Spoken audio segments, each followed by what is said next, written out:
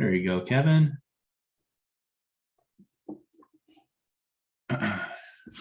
You're muted, sir. Hey, Keith. Welcome, welcome. We're getting set up here. Hey, Kevin, how you doing? Good, how are you doing? Good, good, good. All right. By the way, when you hit the share screen button, does it work for you? I'll make sure it all works. It says host disabled participant screen sharing. But if you just want to keep, I can just, since I only have a handful of slides, I can do that off of you, or I can take over. It's up to you. I just enabled panelists, so I'll let you take it over. Okay. So try it again real quick. Just make sure it works. Okay, yeah, it works. All right, beautiful. All right, we will give a couple of minutes here as people start to join. Let me go ahead and I'll start sharing the screen with the presentation on it. Share screen from beginning. All right, beautiful. All right, is that showing up for everybody?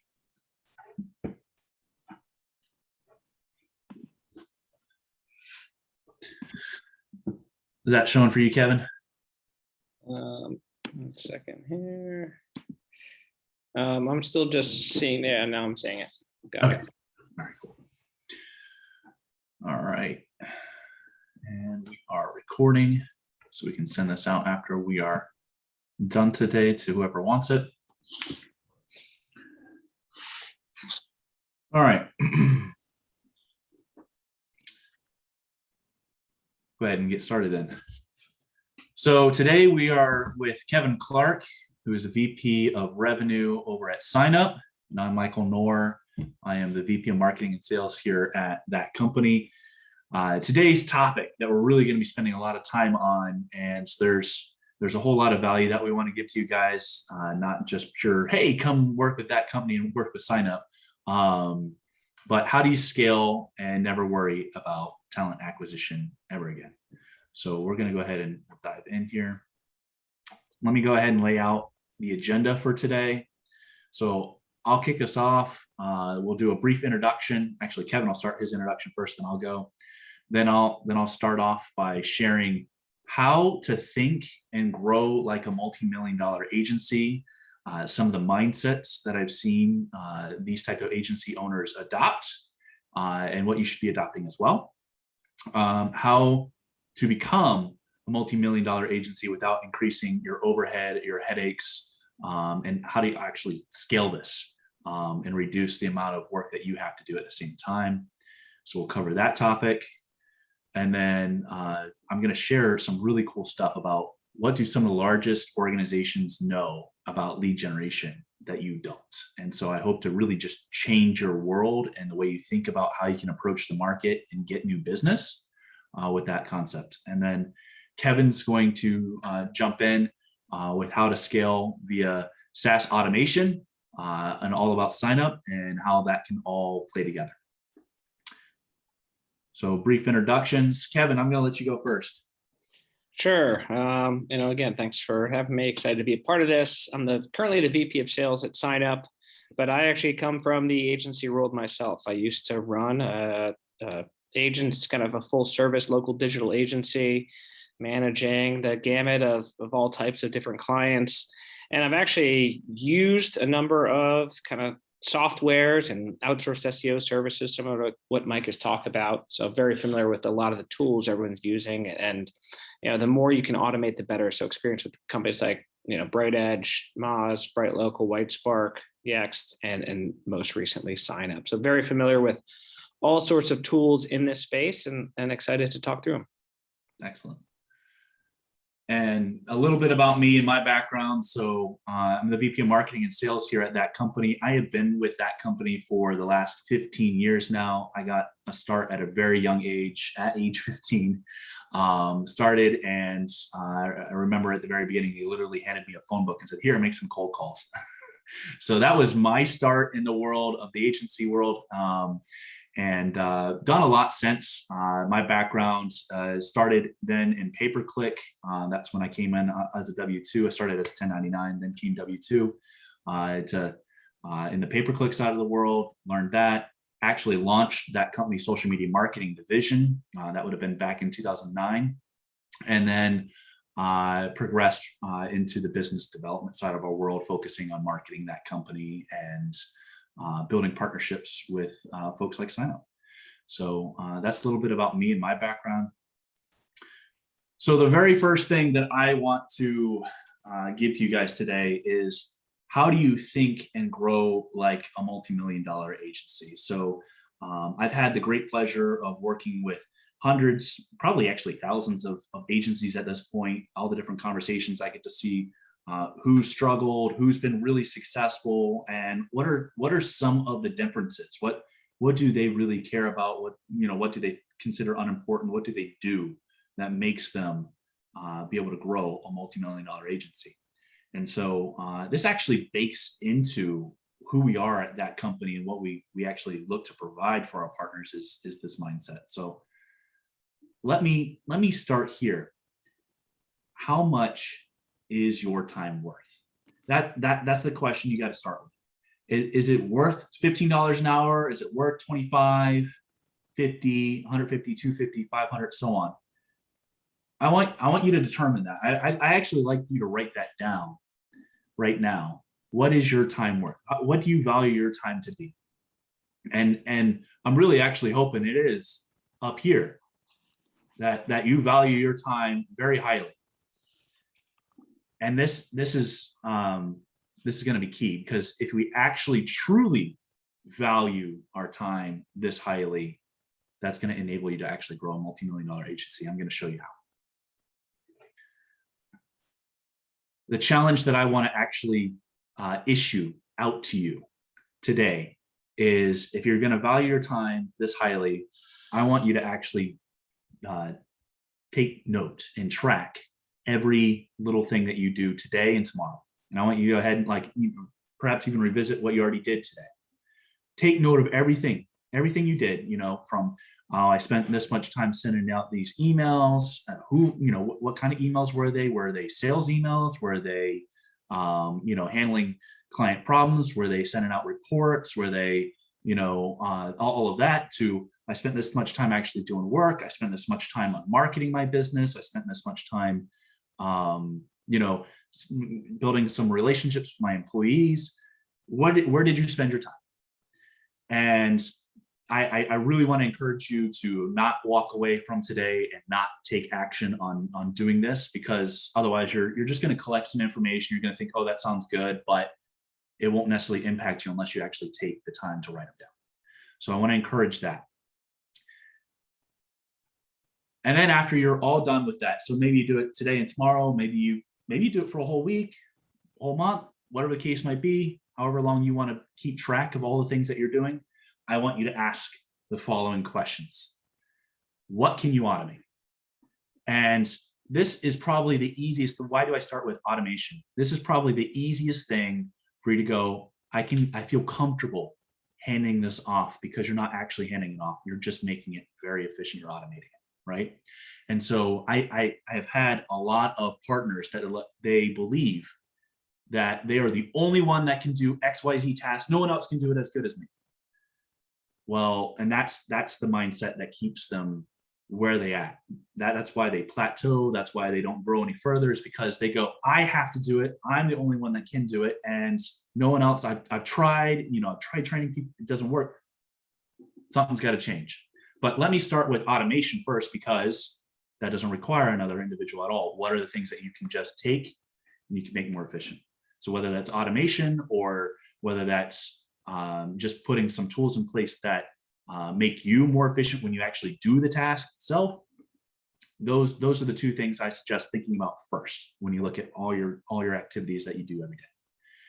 Then I'm going to give you the real big challenge. What can you delegate? Because if you cannot delegate, you cannot grow. This is what separates the masses from those that achieve success. If you can't delegate, you're just not going to get there. And you have to ask your question, if you're writing, you're looking at that task list and you're going, I can't delegate that. Why not? And, whether it's working with a coach or whether that's just, why not? What's holding me back? Why can I not delegate that?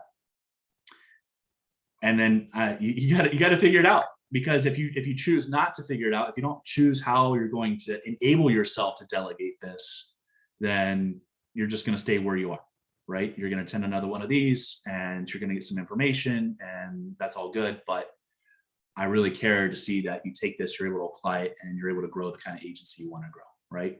The agency that you're growing is supposed to serve you, not the other way around. And so that's the challenge. That's the really tough challenge for a lot of folks, is figuring out how they can properly delegate, as well as automate and make themselves more efficient. But it comes down to whatever number you wrote down, that's what your hourly, time is worth. If you're not operating that way, then it's fake. When you wrote, my time's worth $500 an hour, but you're doing $25 an hour tasks, or tasks that are, $10 an hour that you can be having an admin do for you, then it's no good.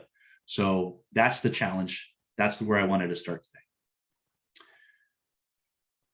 And I want to actually show you, I really like this, this image here about automating specific tasks and what does it do for you in terms of time saved.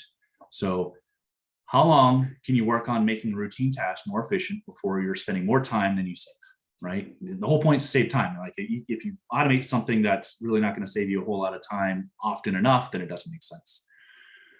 So we got to look at how often do we do that task and how much time you shave off by automating this task.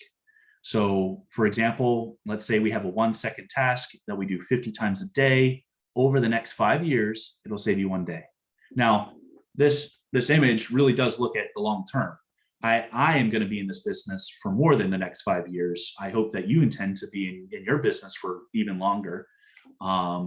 So how much time does that save you? How much does it save your, say your employees or your contractors? So it's not just about saving you time, but also looking at, this should flow downward in your organization as well. This is all about increasing your profitability here, and as well as reducing your headaches, because when you automate something, you're not going to have mistakes, be as prone. So what I like to give an example. I like to show that I practice what I preach. So I preach automation, and I preach, valuing your time very highly. Well, the way that I demonstrate that is I have a whole funnel. When someone fills out a form on thatcompany.com, they want to contact us. They want to have a meeting with us to learn about our white label solutions. The very first thing they're going to see is a video that they need to watch. And it is going to remind them that they are going to watch that video before we have that meeting. It's a 17-minute video. It's not short. But what that does is it lays a lot of my groundwork, and it tells them a ton of information right up front about what they can expect and how that company operates. And they can either right then choose that they want to opt out before they even book a time on my calendar. Oh, this isn't what I thought it was. Or they can go, okay, yeah, this is exactly what I thought it was. They book a time, and I don't have to spend 17 minutes of, that meeting with them going over the basics. I get to dive into the, the nitty gritty, the good stuff, the stuff that's really important to them, and how it all works and matches up together. So consider that. That's like an easy thing that you guys can do, is at the beginning of your sales process, if that's something that you personally oversee. So how do you automate education is a big one, but how do you automate tasks as well? So, for that, that one saves me, over here, 30 minutes, let's say, it saves 17 minutes, but definitely happens 5 times a day that I'm in another meeting, that it's saving me that time. So it's going to save me 3 months. I'm going in between here. So it's about 15 minutes. It's going to save me 3 months of my time over the next 5 years. That's a lot of time. And when we talk about reinvesting that time, instead of having to have used it, reinvesting that into other activities, can you see the exponential benefit? You don't have to do it all today. So you identify all these areas that you can automate, that you can delegate, that you can figure out. I love this image as well. It's the 1% rule. If you just do 1% today, if you do the same thing every day, and you don't do anything to make yourself better each day, you're going to end up with 1 at the end of the year. You do 1% though, compounded over the next year, that small consistent effort is going to make a huge difference. So you don't have to worry about trying to I got to do all this right now, but start working on it just a little bit, inch away at it, and you'll get there. It wasn't like we began with, oh yeah, we have a video. No, there were so many meetings, and in fact, going through that process was super helpful for me to have that many meetings so I could hear all the common questions over and over and over and over again and go, okay, well, I can handle that with the video that's going to handle their questions. So how do you become a multi-million-dollar agency without increasing your overhead or your headaches? So this is the plug, right? And this is what that company's about. This is what we provide, and how we help agency owners have an agency without having to go out and hire a whole bunch of people. So let's go ahead and dive into that. Have you considered white label? White labeling with that company is significantly different than anything else in the industry. I think what you'll find in the industry is most folks, they'll do the work, but they don't talk to the client. Where we come in is we actually, 1, provide sales support, so we actually help you close the deal. 2, we provide the customer support. So when the customer is actually signed up, they give us a phone call. We answer the phone as your brand. We call out as your brands. They need a call. We call out as your brands. We set up specialized phone lines to be able to do that. We set up a specialized project management system that allows us to email out underneath your brands, handle all the reports, sending out all the client communications. Client contacts you after the sale and says, hey, I got a question. You go, hey, yeah, I would love for my project management team to get you an answer. I'm not involved with that. Here's the main number, so you can give them a call. And then you train your customers on, hey, this is the team. They're going to be able to help you and get your answers. And now think of how much time you just saved. How much time that you don't have to play the telephone game going back and forth between a customer and a provider. This is another place that folks plateau when using a white label solution. Is the other white label solutions out there, they don't talk to the customer, right? So they got to play a telephone game. They got to call the customer, or the customer calls them. They call the provider, hey, this is what the customer needs. They wait 1 to 2 business days, probably call the provider back, go, hey, do you have that for me? Call the customer back. Oh, customer's got an extra question. Back and forth, back and forth. And that's why the traditional white label model doesn't work. This is what we look to overcome. Is we'll not only help you sell it, but when it comes to servicing it, you can move on and focus on how are you going to actually grow your business and market your business without having to handle all the customer support. Some of our partners may join on a quarterly meeting just to maintain that relationship with the client, look for upsell opportunities, referral opportunities, case studies, testimonials. But that's about it. They just pop in, make their appearance, and then they go back to focusing on, all right, I'm going to drive more into this, get more leads. The end result, we value your time and are the most scalable white label service provider on the market. That's us. So, and then the last thing I want to share with you on my part is I always like to talk about lead generation, because this is one of the biggest areas that a lot of agencies struggle with. How are they going to actually get more leads for themselves? This is by far the most competitive environment you could be in to generate a lead, because everybody else is, in the business of generating leads and marketing. So you're up against the best of the best. So you better be also really good. So I really want to give you some thoughts on how do you use some of the things that the largest organizations know about lead generation. Let me show you this chart. The top source of leads in the B2B world, but I see this regularly in the agency world, and it matches up very well, is referrals. Referrals is by far the #1 provider for agencies, but the problem is it's inconsistent, and you can't build a business on referrals alone. And trade shows and events come next. So I'm actually going to come back to these two. How do you leverage this better? How do you build a better system? Then coming down here, email marketing. Yeah, you gotta constantly nurture the leads you got. SEO, the largest firms that I know that we work with have focused heavily on their search engine optimization. That's what we did for ourselves also, by the way, is we heavily focused on our search engine optimization. The problem with the reason that this is not the highest percentage is because a lot of people, they don't know how to get it right. And there's only 10 slots. So what is everybody else going to do? They're going to figure out all the others, the easier ones, referrals and trade shows and events. But let's say you're not an SEO expert, you're not an expert at the rest of these. How do you leverage these? I want to tell you about the KOI model. And if you've interacted with me at all, if you've attended any of the masterminds, I preach on this regularly. What is KOI? They're centers of influence. They are people who are in your industry that complement you. They don't compete against you. You don't compete against them, but you complement them and they complement you. And again, I'm practicing what I'm preaching. I do this with Agora Pulse. I'm doing this with Synup right now, where we cross promote an event. We get a lot of people together, and then we have an opportunity to add value to the marketplace, and then also demonstrate, hey, look, this is what we have to provide. So I really want to encourage you to identify, this is the next challenge, identify your centers of influence.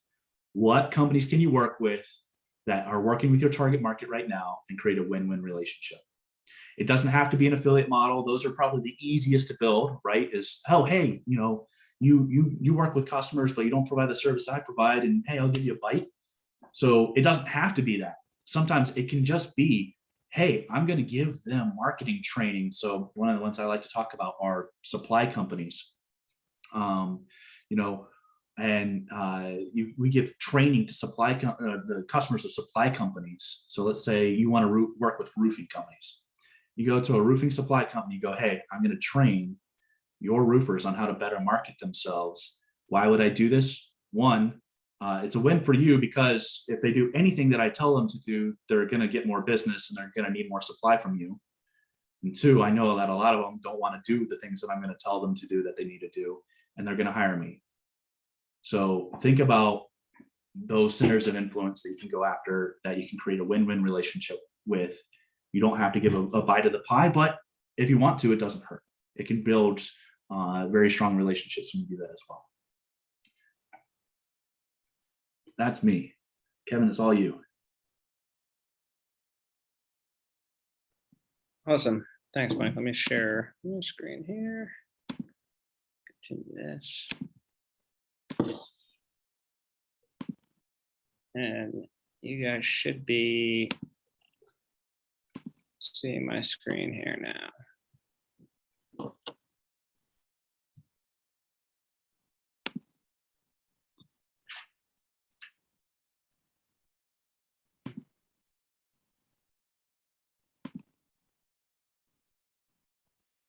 All right. So, like Mike was saying, I think, all of this makes sense, right? I've used solutions like, his in the past, where, again, you need to focus on where your time is the most valuable and where you can get paid the most.